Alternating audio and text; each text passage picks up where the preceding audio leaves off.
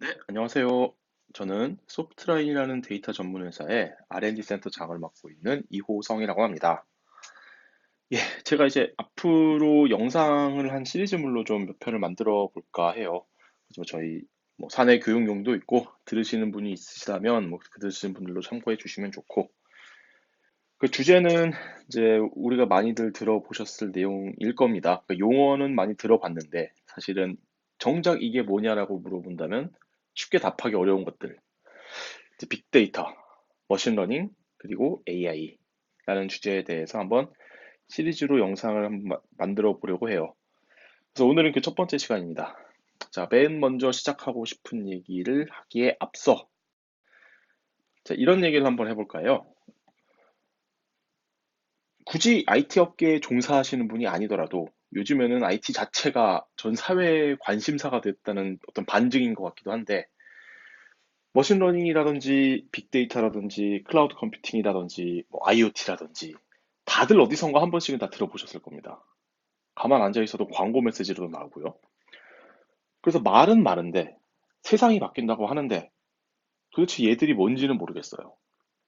계속 자고 일어나면 뭔가 새로운 게 나오는데 난 얘들이 뭔지 모르겠어.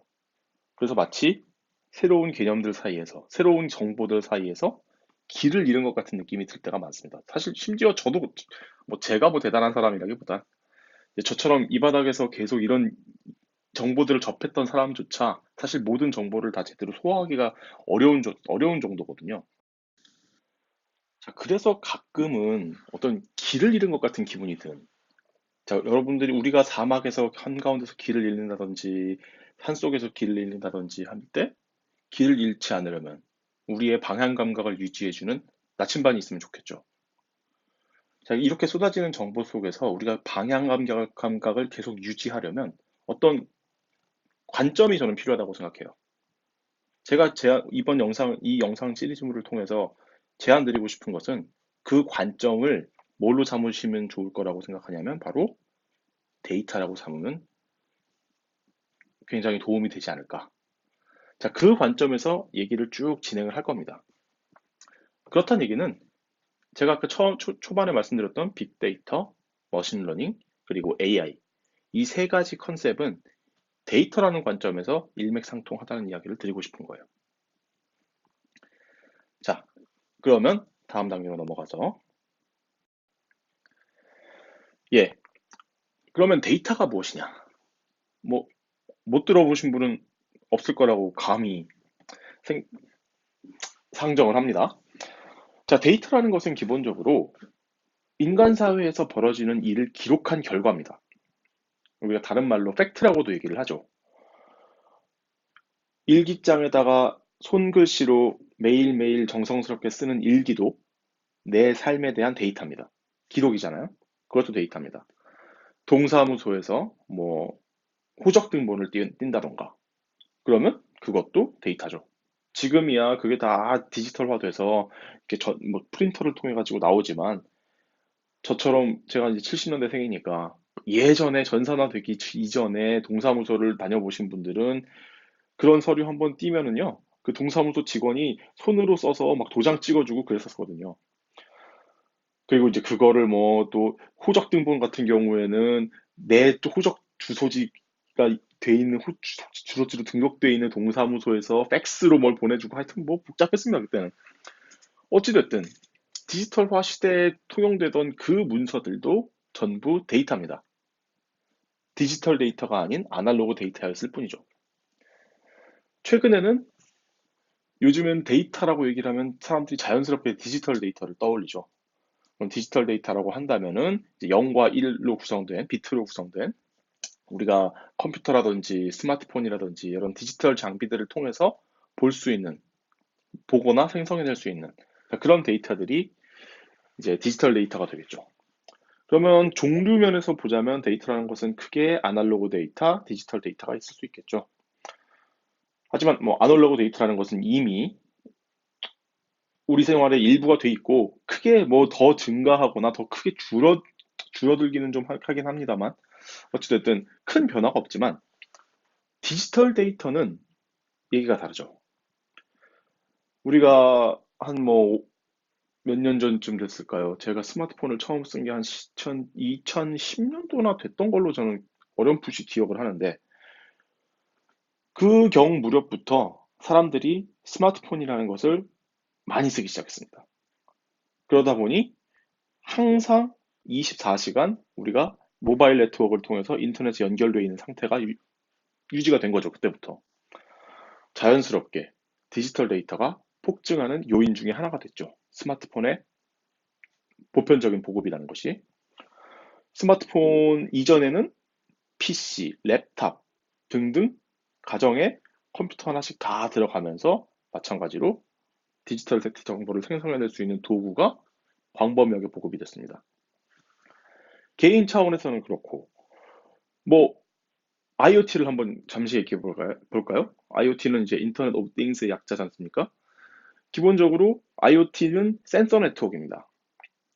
그 말이 무슨 말이냐면, 이제 센서라는 것들은 기본적으로 이 어떤 물리적인 현상을 측정해서 그것을 디지털 정보로 변환하고 그 변환된 정보를 이제 네트워크를 통해서 누군가한테 송신까지 해준다면 그 센서는 그런 걸 이제 센서라고 불러요. 아까 말씀드린 것처럼 인터넷이라는 것이 굉장히 광범위하게 보편적으로 적용이 되면서 그 인터넷 네트워크 상에 이제 단순히 사람이 쓰는 디바이스뿐만이 아니라 센서들까지도 물리게 되는 거예요. 물론 인터넷을 쓸 수도 있고 공용 인터넷을 쓸 수도 있고 자체 네트워크를 구성할 수도 있고 뭐 여러 가지 방법이 있지만 어찌됐든 그 센서들을 쫙 보편적으로 보급해서 거기서 나오는 데이터들을 수집하는 네트워크, 그 센서 네트워크 인프라를 IoT라고 이해하시면 됩니다. 이렇게 디지털 정보를 생성할 수 있는 주체가 많아졌어요. 종류도 많아지고 개수도 많아지고 그러다 보니 자연스럽게 데이터가 많아질 수밖에 없죠. 그리고 제가 예시로 든 건 전부 디지털 데이터입니다. 첫 번째, 디바이스가 많이 늘어났죠. 디지털 정보를 생성할 수 있는. 두 번째, 인터넷 서비스. 페이스북, 유튜브, 넷플릭스, 뭐 네이버, 다음, 트위터, 우버, 에어비앤비, 인터넷을 통해서 우리가 우리 삶을 좀 윤택하고 편안하게 할 수 있는 다양한 서비스들이 폭발적으로 증가했죠. 그러면 자연스럽게 그 서비스를 통해서 생성되는 디지털 데이터나 유통되는 디지털 데이터의 양이 늘어날 수밖에 없습니다. 그리고 서비스가 많아질수록 이 서비스를 이용하고 인프라스트럭처를 활용하는 사람의 수도 늘어나죠. 디바이스, 서비스, 사람. 이 세 가지 요소가 폭발적으로 증가하면서 디지털 데이터의 증가세가 엄청나게 늘어난 거예요. 양과 종류 측면에서. 기존에는 예를 들어서 이 첫 번째 서클 정도의 영역에서만 디지털 데이터가 생성이 되고 유통이 되었다면 지금은 이렇게 큰 데이터가 디지털 데이터를 포함가 주류가 되어서 어마어마하게 많은 양의 디지털 데이터가 그리고 종류도 다양한 디지털 데이터가 생성되고 유통된 겁니다. 그래서 빅데이터입니다. 데이터가 많아지고 종류가 다양해졌죠. 폭발적으로 성장을 했기 때문에 이것을 빅데이터 익스플로전, 빅데이터가 엄청나게 성장하는 현상, 그 현상이 뭐냐? 그게 빅데이터예요. 그러니까 빅데이터라는 것을 굉장히 복잡하게 이해하면 할수록 뒤에 얘기들이 다 꼬이거든요. 그러니 빅데이터라는 것은 그냥 데이터의 양과 종류가 어마어마하게 늘어난 현상을 지칭한다. 특히 무슨 데이터가? 디지털 데이터가. 여기까지가 여러분들이 간단하게 이해해 주시면 되는 내용입니다. 자, 그러면 이걸 한번 살펴보고 오늘은 마무리를 할게요. 자, 이걸 한번 볼까요? 제가 빅데이터라는 것은 기존에 있는 디지털 데이터의 양과 종류가 폭발적으로 늘어난 현상이라고 방금 얘기했어요. 그러면 예전에는 어땠냐? 자, 최초의 디지털 데이터가 생성되기 시작했을 때는 이 정도 데이터밖에 없었어요. 그래서 이 데이터를 어떻게 처리했냐? 한 조직 내에서 어떻게 처리했냐? 기업이나 조직 내에서. 뭐 이걸 굳이 지금 이름을 아실 필요는 없고요. 빨간 선의 모양만 한번 그냥 참고를 해주세요. 자, 요 빨간 선 정도의 공간만 있으면, 요 빨간 파이프라인 하나만 있으면 디지털 데이터를 다 저장하고 관리하고 활용할 수 있었어요. 자, 이게 과거라고 생각을 해보면 지금은 어떠냐면 이 데이터의 양 자체가 그리고 종류 자체가 많아졌죠. 그게 뭐다? 그게 빅데이터라고 말씀드렸습니다. 자, 이렇게 데이터가 녹색으로 많아졌으니 더 이상 이 빨간색 파이프라인 하나로만으로는 이 녹색 데이터들을 다 처리할 수가 없게 된 거예요. 그러니 데이터를 수집하고 저장하고 관리하고 또 그 데이터를 정작 유용하게 활용할 수 있는 체계가 기존에 있는 빨간 파이프라인뿐만이 아니라 여기서 훨씬 더 그 범위가 넓어져서 그리고 또 다양해져서 이렇게 커진 겁니다.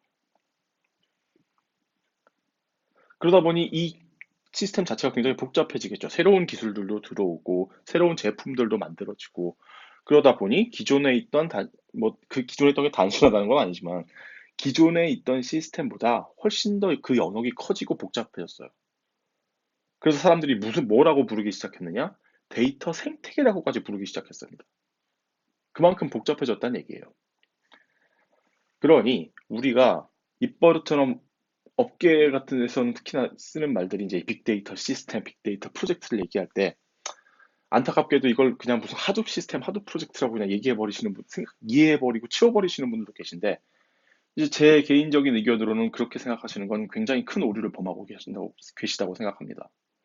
빅데이터 시스템이라는 것은 특정 기술을 지칭하는 것이 아니고 이 전체 데이터의 양과 종류가 늘어남으로 인해서 같이 복잡해지고 다변화되는 데이터 생태계라고 얘기할 수 있는 그 거대한 범위의 시스템, 그것을 빅데이터 시스템이라고 이해해 주시면 돼요.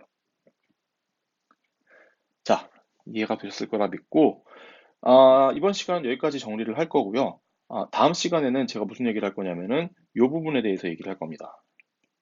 AI. 대체 AI가 뭐냐? 라는 내용에 대해서 일단 얘기를 할게요. 자, 그러면 다음 시간에 AI에 대해서 이야기하는 걸로 정리하고 이만 마치겠습니다. 들어주셔서 감사합니다. 다음에 뵙겠습니다. 안녕.